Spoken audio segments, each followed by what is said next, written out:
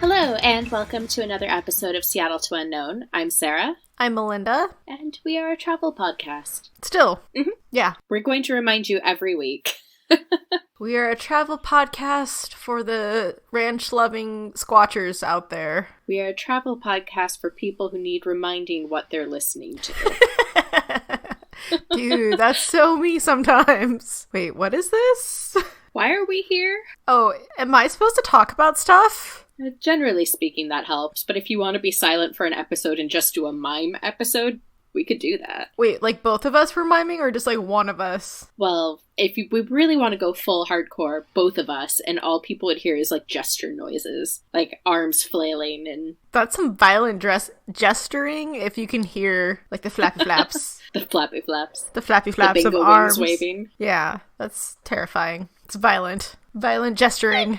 I mean...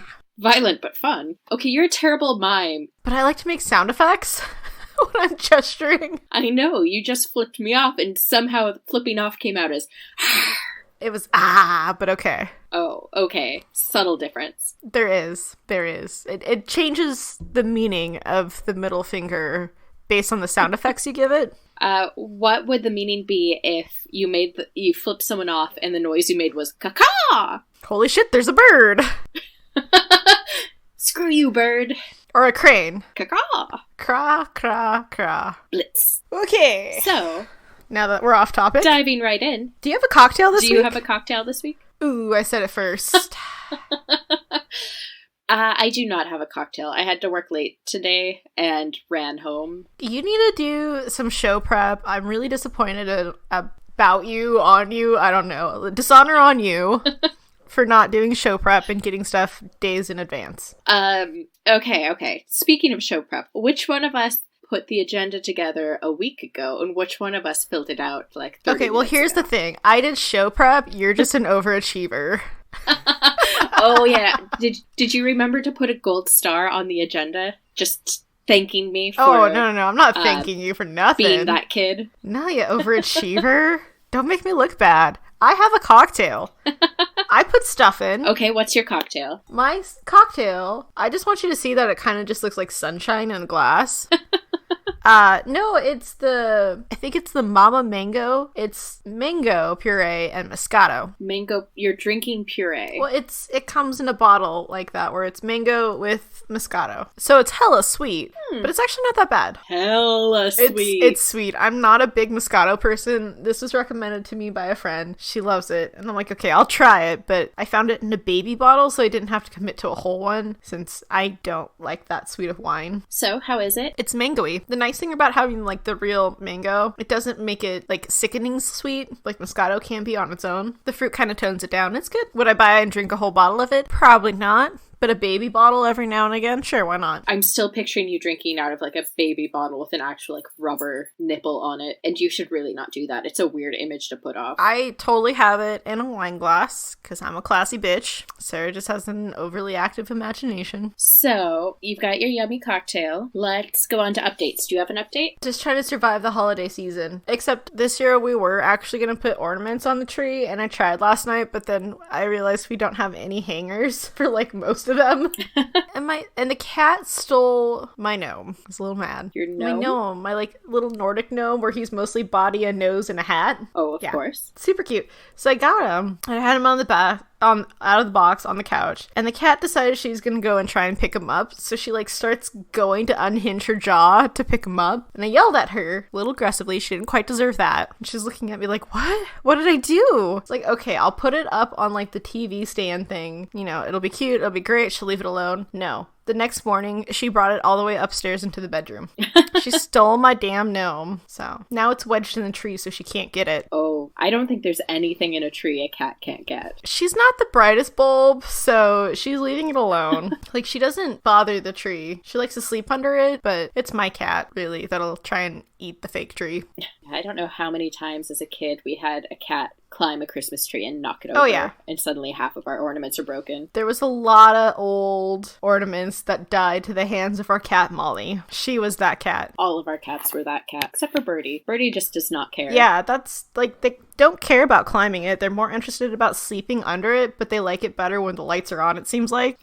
It's more atmospheric. It is. It's so cute. And then I feel bad when stuff goes underneath it and it kind of crowds them out. I think that just means you don't have to buy any presents this year. Oh, cool. I'm keeping the one I got you. Sweet. I'm keeping the one I got you.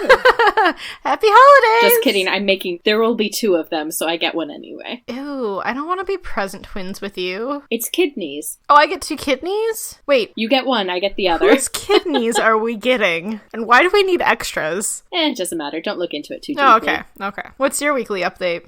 My weekly update is that by the time this episode comes out, I will be back home for Christmas. And as of today, I have all of my pet sitting worked out. Finally. Which, you know, in overachieving Sarah fashion, this was already done, I'm guessing, at least a month ahead. Everything was secured for pet sitters. Yeah. Oh, yeah. So about, I don't know, a while ago, I found someone who could dog sit. And I won't go too deeply into it because these are not people that I dislike. I just had a very frustrating moment when all of the pet sitters I had lined up canceled in the exact same day. So I needed one for Birdie. I needed 2 for Moose because I didn't have a person who was available the whole span of time. And just one by one, they're like, nope, sorry, good luck. You know what they should have done? They should have taken Moose with them on their holiday.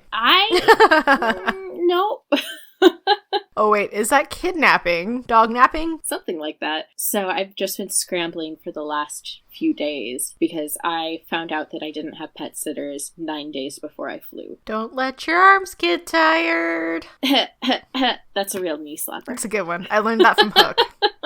So, yeah, it finally came together today, and I think it's all settled, but for a moment there, it was a little touch and go, and I was going to buy them both tickets home, which is the very last possible resort. Especially for Birdie, which is a cat, by the way, dear listeners. Yes. She's 16, and I really didn't want to fly with her, but out of the 2, she's the easiest one to fly with. Here's some drugs, kitty. Nighty-night. No drugs. She's just so chill about it. She's like, I'm going someplace? Okay, whatever. My cat is like a stoner. She's just kind of chill. She's like the coolest old lady ever. She hissed at my sister. And that makes her a good person. Cat thing, whatever. Oh boy. So yeah, it's settled. I'm glad to hear you found somebody that is willing to watch the pets. Well, when they canceled, I was like, oh, am I going to have a panic attack now? Is that a thing I'm going to do today? It was just all day a low simmer of stress. It was like, oh, when's it coming? When's it coming? But luckily, it never did. Yay! And I also didn't yell at anyone, and I kind of wanted to. Wow. So, pat on the shoulder for me. That's slightly disappointing. You didn't get to have, like, the random snap yelling. I was like, you know what? There's nothing I can do. Decisions have been made. I cannot change them. I can only adapt. And I'm not happy. But I will adapt. Deep, calming breaths.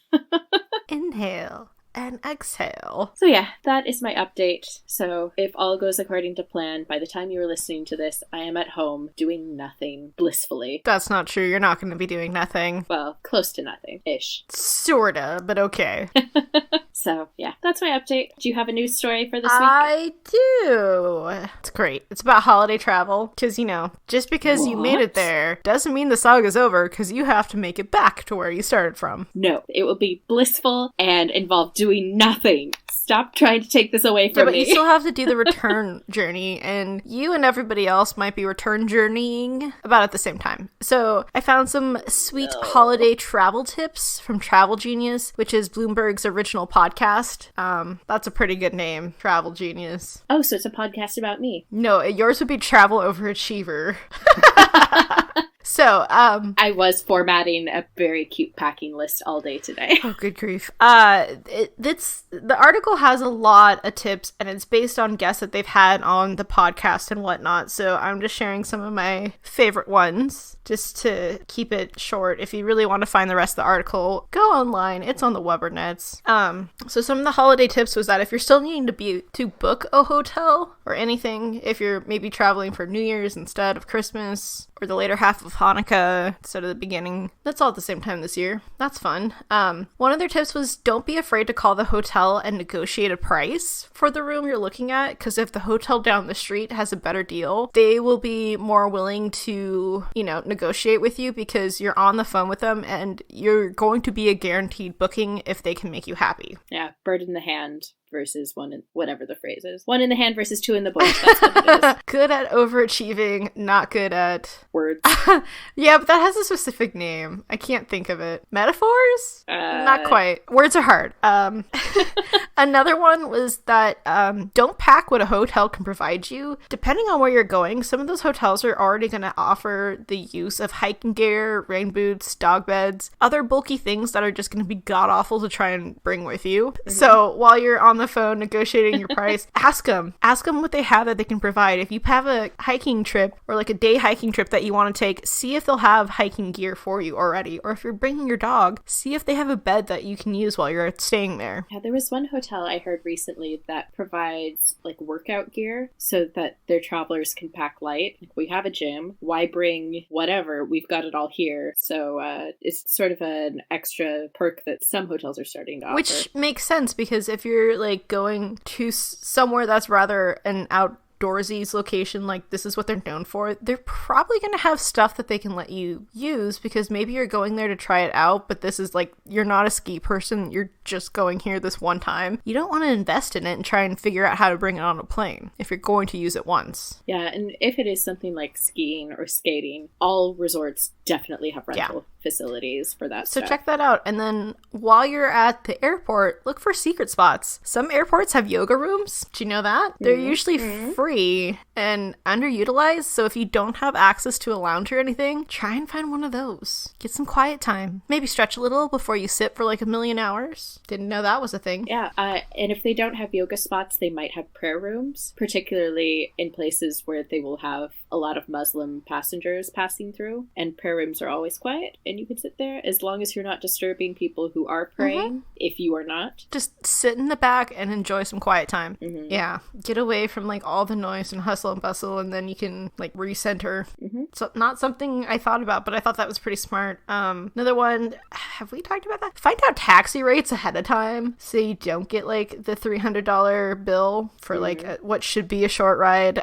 Another one is a website called seat61.com. It's for everything trains, from pricing to routes to amenities. If you like train travel, that could be a handy one to check out to see what you're getting into by booking this train line versus another one. And the final one that I really thought was brilliant was make yourself a stiff drink. I think that is a tip that applies to more than just travel. Oh, yes, I agree. But they're like, nothing comebacks, a noisy airplane with a crying baby better than a stiff drink. This is true. This is very true. So, those are some of my favorites. I thought a lot of them were pretty good, especially finding secret airport spots and just not being afraid to negotiate your room price by calling the hotel. I know it's scary and you have to talk to people and use your words, but it could get you a better deal on where you actually want to be staying. Yeah, and the very worst case scenario is that they say no. And then you book the other hotel at a better rate. There's no loss. Yeah, you lose nothing. Exactly. Yeah. Maybe you get a little stress sweaty, but it's fine. You're on the phone. They can't see it. It's fine. It's okay. But yeah, some holiday tips from Bloomberg's Travel Genius podcast. But I'm going to guarantee we're way better and more entertaining. Exactly. That's the next tip, is just listen to us regurgitate things that Bloomberg tells you, because we're better. We're funnier. Well, at least I am. Ooh, okay. Ooh, Sarah's funny for all the wrong reasons. Oh, it hurts because it's true. It's cool. We all have our strengths and weaknesses. Oh, I know what my update is. Speaking of being funny for the wrong reasons, our office had their Christmas party last week, and I went to the dinner and then came home to walk moose, and the plan was to go back for the party, because the party goes until like 6 a.m. All night long. All night.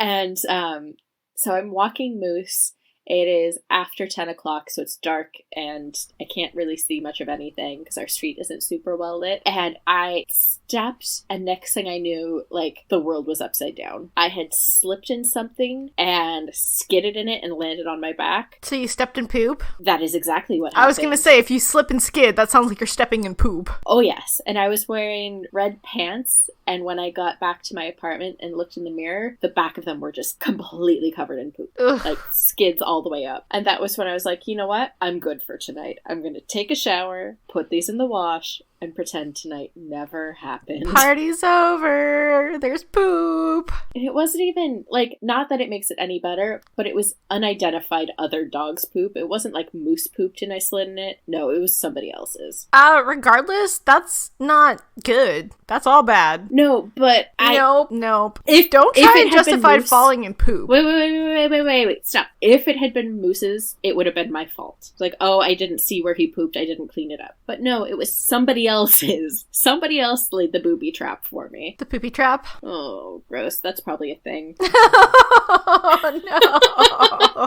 no.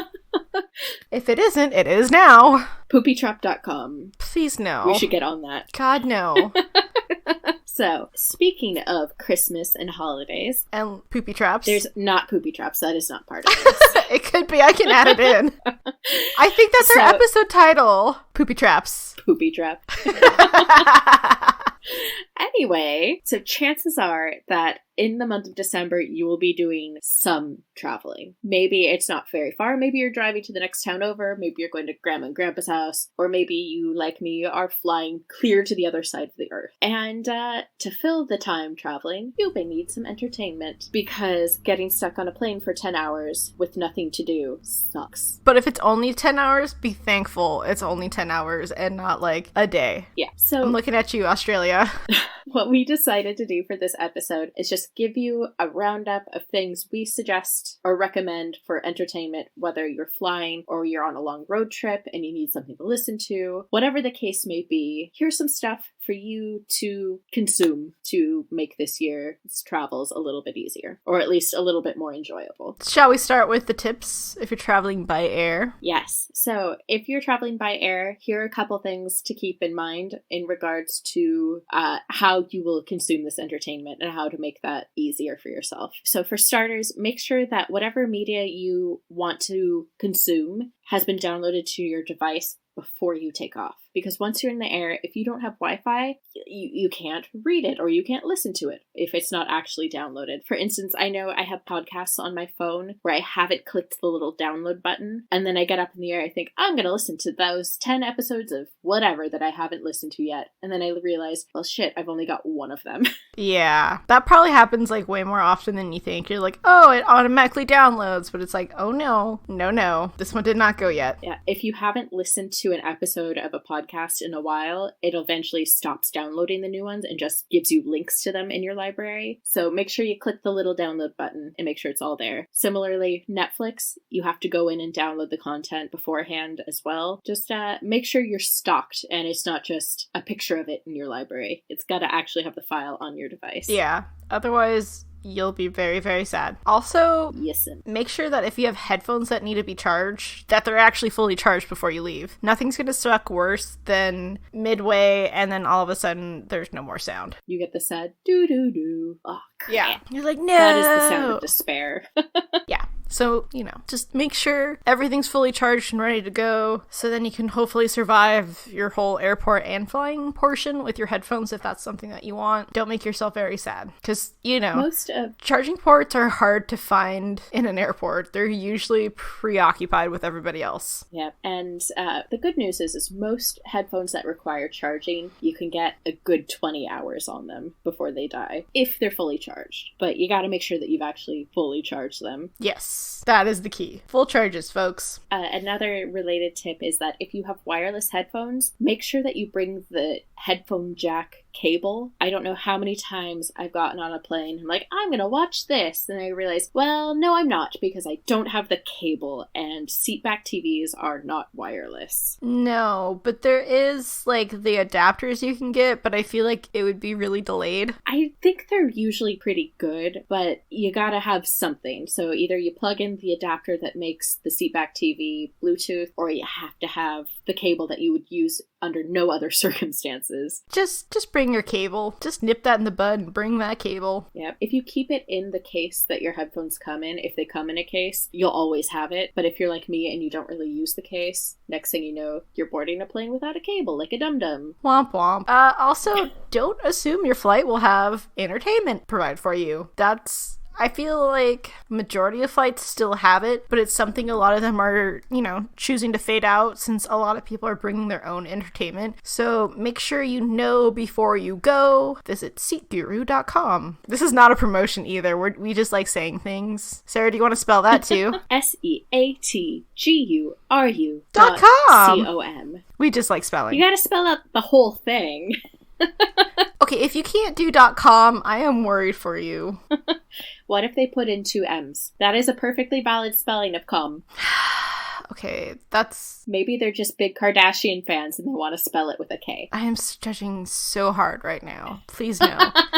Please no. But yeah, double check. Check, because if you don't have to bring it with you, then don't. But if you need to, then you should probably know. Don't be caught off guard. Yep, and Seat Guru is super easy to use. You put in your airline, you put in your flight, and you put in your dates, and it tells you what airplane you are probably going to be flying on. It's just solid life advice. Yep, and our last tip for your in-flight entertainment is have your phone or tablet cable handy so you can plug that device in if the battery starts to run low. Because if you're on a long flight, something's going to power down eventually if you're watching movies the whole time. Yes. These batteries don't last forever, kids. These batteries don't last forever. I don't know what you're going for on that one. It just popped into my head. Suddenly I had these boots are made for walking in my head. Oh. Yeah, I didn't get that. No, I think I'm the only one who did get it. But it was in my head so deeply that I was like, no, this must be allowed to come out into the world. So, while Melinda processes what just happened... I'm scarred for life, I think. That is the end of our list of entertainment tips. All of those things are so easy to forget to do, and not doing any one of them could throw things off for you. So, just mentally run down that list of things, because it sucks when you can't be entertained for an extended period of time. And you can only play so much I Spy by yourself. It's really a good 2-person game. Not a great 1-person game. I swear Sarah has friends besides me. I think. Debatable. No, I know of 1 other person. 3 other people. That's about it. Oh, 4. How many of these people are you counting are my sister and her children? None, actually. So anyway, with me, she has 5 friends. She just plays Sweet. I Spy by herself like a weirdo. Doesn't invite anybody else. So, now that you know how to keep yourself entertained, we're going to recommend some stuff for you to be entertained with. And to start off, we are going to give you some podcasts. And my first recommendation for podcasts is My Dad Wrote a Porno, which is the name of the podcast, not a weird confession that I just made. Thank you for that clarification, because we are all getting a little bit worried. So, My Dad Wrote a Porno is a show hosted by 3 British people, one of whom was startled to find that his father had taken up writing erotica. Can his father write? No. Does he understand sex? Doesn't seem so. Does he understand basic anatomy? Definitely not. Now, is this the dad that was like, is he like a baby boomer age? Yeah. Okay. A little sheltered. And he says things like, she was so turned on that her nipples became as long and hard as the 3-inch rivets that held together the hull of the Titanic, which is neither sexy nor particularly appealing in any way. No, it's a little frightening sounding. Yeah. In one of the books, a man reaches up and grabs a woman by the cervix. Oh, please no. That's not what you do. Nope.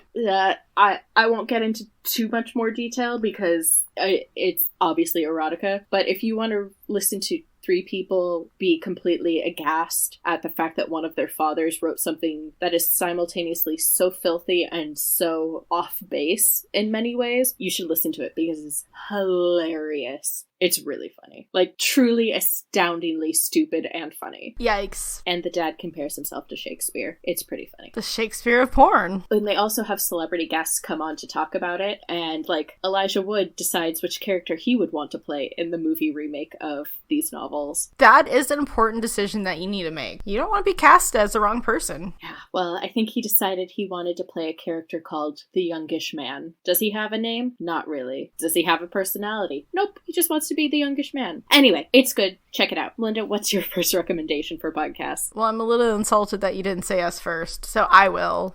Listen to us. We've got a good library going on, so, you know, re-listen, revisit, re-laugh with us at our travel woes. And we are also now slowly uploading our back catalog onto YouTube. By the time this comes out, we should have a good chunk of the episodes already up there, and you can listen to us there. It's and share. Almost like we're like a real legitimate podcast.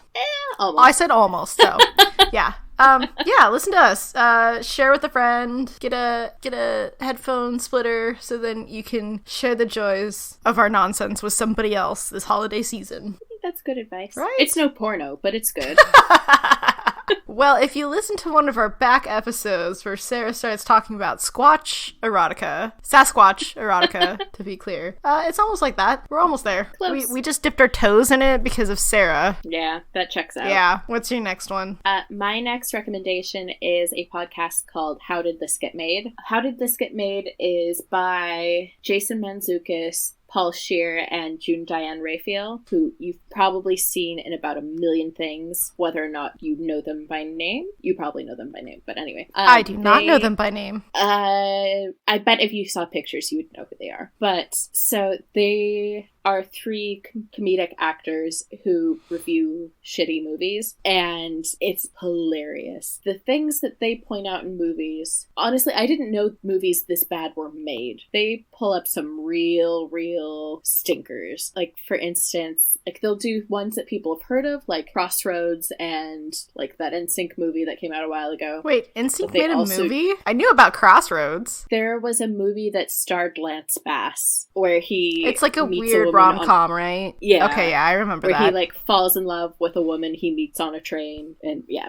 it's this whole thing. But they also do like B movies from the 60s and 70s that you've probably never heard of. Those are the best. But yeah, it's super fun. They're very funny, and their episodes are nice and long, so just a handful of them will fill up a flight pretty quickly. And you can learn about bad movies that you'll want to watch later. What's not to love? Yeah, I don't know how many times I'll start the episode thinking, this sounds funny, I'll check it out. And by the end of the episode, I'm like, no, that movie sounds horrible.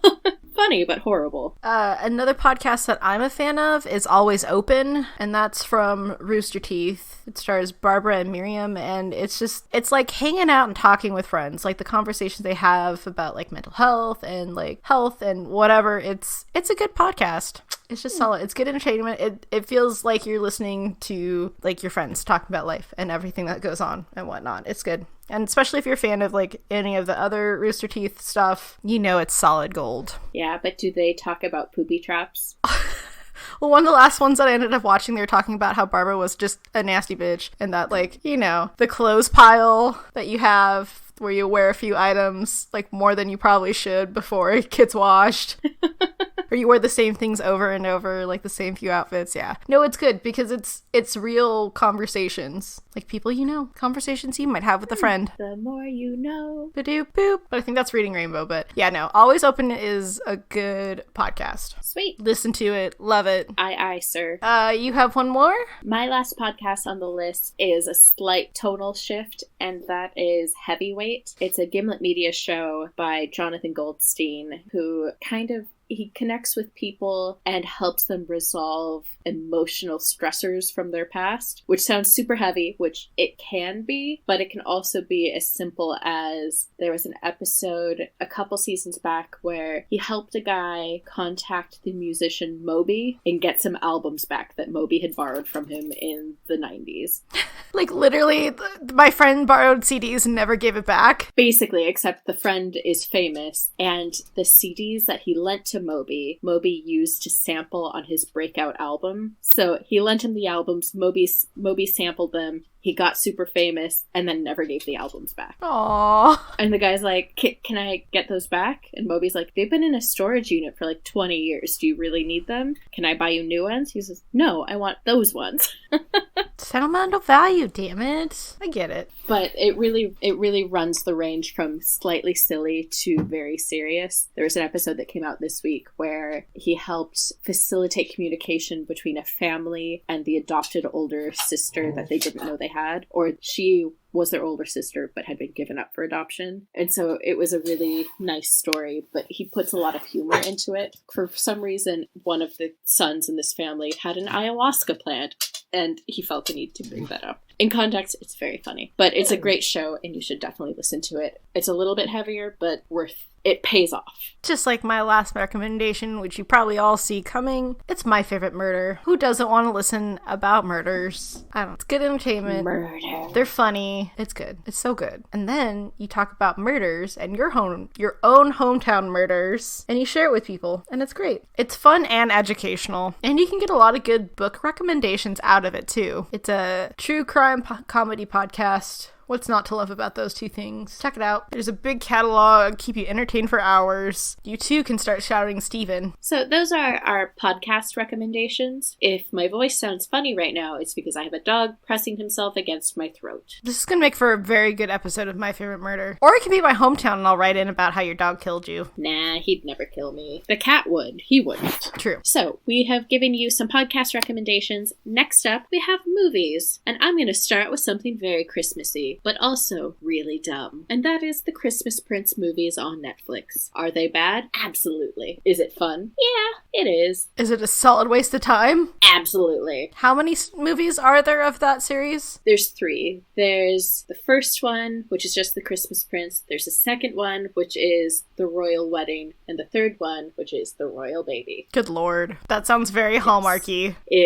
Well, Hallmarky leans schmaltzy. This leans like it's trying to show it's super woke, which is weird. And it's also trying to be, I don't know, it's like, you know what, I can't describe it. Just watch it. It's cheesy as hell. It's weird. And it's not going to be all schmaltzy and Jesus-y like Hallmark movies are. Hard pass. But you know what else is good? If you have in-flight entertainment, this is your opportunity to catch up on those newer releases that you've been meaning to watch. What better time to watch them than when you're literally stuck sitting for hours and hours? Yeah, that's how I watch like the Avengers movies, because I don't want to pay money to see an Avengers movie, but I still kind of want to know what other people are talking about, albeit a year after they're done talking about it.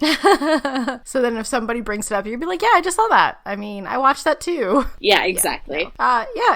They have somewhat updated movie lists. So, or if it's one of those like, oh yeah, I forgot I wanted to see this, it's usually right there. That's how I do some of my catching up. That's how I see all the blockbuster movies. Because I know, like, to be a part of the current culture, having some sort of background on what other people are talking about is not important, but it helps. But maybe I'm old and cranky. I just don't want to go to the movies anymore. I want to sit on my own couch and watch movies. Yeah, for sure. So, I mean, it's a good time to catch up if you have in-flight entertainment. Yep. And speaking of catching up, one of the only movies this year that I was like, yes, I will pay money to see this, was Us. It is the second movie from Jordan Peele. The first one was Get Out.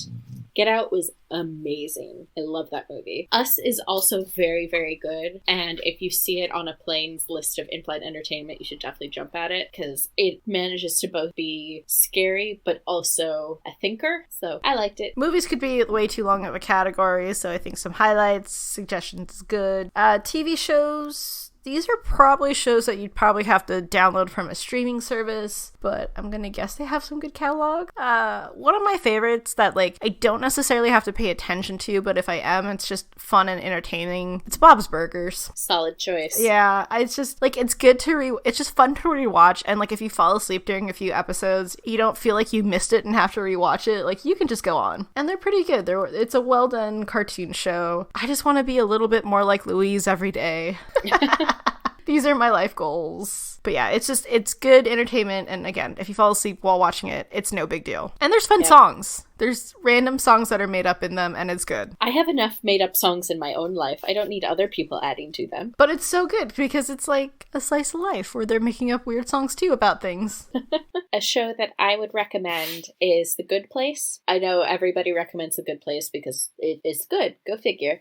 But they are about to finish their final season, and now is the perfect opportunity, if you have not watched it yet, to jump on the bandwagon before the show ends. Bandwagon. Not your best made up song. Oh, no. It's fun, especially when you start getting other people to chant it with you. Oh, it's fun. What's your next show? New favorite show that we've been starting to watch a lot of is Kitchen Nightmares, which I realize is one of the older ones of Gordon Ramsay, but like, it's so good. Who does not like Gordon Ramsay? And it's disgusting, it's terrifying, and it's slightly heartwarming watching Gordon Ramsay come in and find filthy, disgusting restaurants with terrible food. But like, the worst part is when he's like digging around a dirty kitchen or like playing around with the food that's being sent back to see why it's been sent back. He's not wearing gloves. He's touching everything, and it's disgusting. But he's so polite, except he did call someone panini head. But he's not as insulting as like Hell's Kitchen. It's like that good mix between like the child baking show or cooking show he does and Hell's Kitchen. That's how you get Kitchen Nightmares. Have you seen the episode with the baking company in Arizona? I don't think so. It's one of those shows that like I started watching and then like you kind of forget about it when it's on TV. But going back and watching a whole bunch is so great. Yeah, it made a whole like internet splash. I think it was called Amy's Baking Company. And it's the only episode where he walked out of the restaurant and was like, nope, I'm done. I'm out of here. Screw you guys. People are so resistant and arrogant. That's part of it. And it's like everybody knows who Gordon Ramsay is at like this point in, I don't know, the early 2000s from Hell's Kitchen and whatnot. So the fact that they're like, oh yeah, it's Gordon Ramsay. He's so great. And then like later on in the episode, they're like, he doesn't know what he's talking about. He just doesn't understand and know. And it's like, world-renowned chef. No. Yeah. It's good. It's good binge watching. Some of the episodes aren't as exciting as others, but it just keeps you watching. It's terrible. You stay up way too late. Oh my gosh, all the old ladies that are trying to flirt with him, it's so good. I think I went through a Kitchen Nightmares phase about 2 years ago, right around the time the Amy's Bake Company episode came out, because that one just blew my mind. Like, arguing with everyone and like lying about where their food came from. That's a lot of the restaurants. There's just better drama in others. It's like watching Jerry Springer of like the restaurant world, I guess. Highly recommend. It's good stuff. So my next TV recommendation is The Haunting of Hill House. Oh my gosh. It's so good. Even if you're not a person who's into horror, this is an amazing show. It's done so well. It's not like a jump scare show. There's a couple jump scares, but it's not like blood and gore, and like, it's not Saw. It's very much more a family drama than it is a horror show. Yeah. I think there's a new season coming out soon of that one too. Next Halloween. Or something, yeah. But oh my gosh. And it's going to have a lot of the same cast in it, which I think is really exciting. But it's not a continuation? No, it's going to be like American Horror Story style, where the next season is an entirely different story. That show was so well done. It was so good, and it just, you feel satisfied by the end of it too. Yeah, truly. There's a monologue in the final episode that I'm not necessarily a person who watches things that are sad and cries, but this speech, which it wasn't exactly sad in and of itself, had me bawling, like truly on my couch, blanket chucked under my chin, bawling. Fair warning, there are episodes that get sad, just because it's so well done that it like gets you at that emotional nerve. Mm-hmm. You're like, what the hell, who did this? Yeah, and it hits you in exactly the right spot. Mm-hmm. Because I think I cried more watching this show than I have watching anything else for like the last 5 years. Yeah, it's totally worth it. Even I don't like watching things that I know are gonna make me sad unless I'm prepared for it. And I was prepared for one episode where I was told that, hey, it gets sad here, but I wasn't ready for like the next episode, which is worse. In that it gets you. It sneaks up on you and you're like, oh my god. It's just human stories too, in a creepy sense. Yeah, essentially it's the story of a family of 4 children. The twins, the two sisters and the brother. So five children who move into a house together with their parents when they're young with the plans of flipping the house. And the house is a little off. Something happens to them. And as adults, they come together to process what happened to them as children. Yeah, and how their different age ranges and whatnot gave them different experiences of what happened. I guess that's probably the most fascinating part, is that from the older children to the younger children, they all have a different perspective of what happened in that house and everything and what they saw. Yeah, exactly. Some of them saw more than others. But essentially, and one of the things you'll realize as the show unfolds is that each child represents a different stage of mourning. Yes, they do. So they all process things exceptionally differently. And it is a very powerful show. And if you find yourself trapped in a plane for however long with lots of time to kill, it would keep you entertained from start to end. Be warned, the later episodes get very emotional as a viewer. Yes. Fair warning. Just so you can prepare yourself and hopefully not cry on the plane like a baby. Yeah. In a very, very different direction, though, I would also highly recommend watching Catastrophe, which is a show by Rob Delaney, who you may know from Twitter, and Sharon Horgan, who is an Irish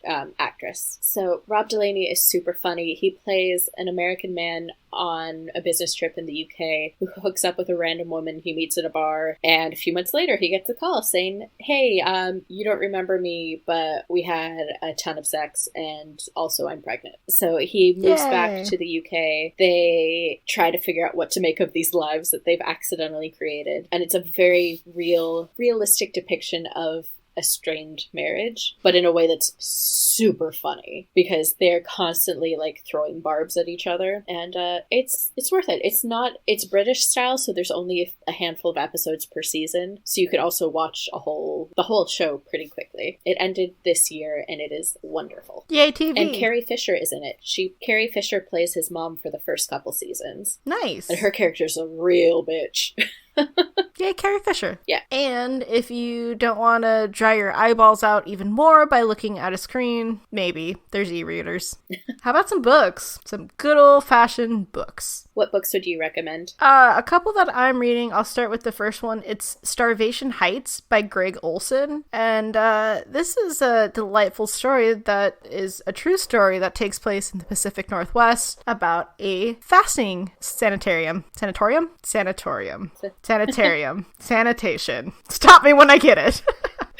You've said them all so many times that I can't tell which one is now right. It's about Linda Burfield Hazard, she was a fasting specialist in like the 1800s, early 1900s. I think early 1900s, like 1911 is when this story actually takes place, but it's a true story about her, I think she had like a 30-day fast that she would have patients do. That doesn't seem like something that one would recommend. Yeah, 30-day fast. That seems like a bad idea. Where like you can only get broth made from vegetables. That was basically your only meal. Yeah, it's all bads, and it's interesting because she was allowed to do this. She got shut down, but read the book. It's good. It was on an episode of My Favorite Murder, and they talked about it, and they're like, if you want more, like, the in-depth, they highly recommended this book. And I'm like, sweet. Stories about, my home area, where we like to produce a lot of serial killers and whatnot. It's fascinating. It's really interesting. So, human stories. Yay! It's a good book so far. I'm, like, in the middle, but what's your first recommendation? My first recommendation is The Testaments by Margaret Atwood. I know that this was, like, a hugely popular book for this year, but I'm also going to recommend it because I read it a couple months ago, and if you've read The Handmaid's Tale, this is a continuation of that story that takes place, I think, 15 years later, and it centers around the protagonist of The Handmaid's Tale, her children 15 years later, as well as Aunt Lydia, who was pretty central to the plot of The Handmaid's Tale. I don't think this is quite as good as The Handmaid's Tale was, and I think that it sort of it attempts to put a nice little bow on the story, like, and this is how it ends. But that being said, despite that, it is still a really, really good book, and it's really fascinating to see where she thinks those characters would wind up later. So if you read The Handmaid's Tale or if you saw the show, then you should read this book, because there will be a sequel TV show as well based based on these characters. So read it before that show comes out. The book's always better. Yeah, the book is always better, but the show The Handmaid's Tale is really, really incredible. So the potential for what they can make of this material is sky high. And they will take all of your money now. My other book recommendation is one that's been floating around. It's been popular, but it's The Subtle Art of Not Giving a Fuck by Mark Manson. Good old... Did you need a book to tell you how to do that? I feel like you already don't give a fuck. Yeah, which I'm pretty proud of myself for some of the things, but it's a good read. It's kind of funny, and there is some good points about it. It's not just fully not giving a fuck, it's choosing what to give a fuck about and what not to.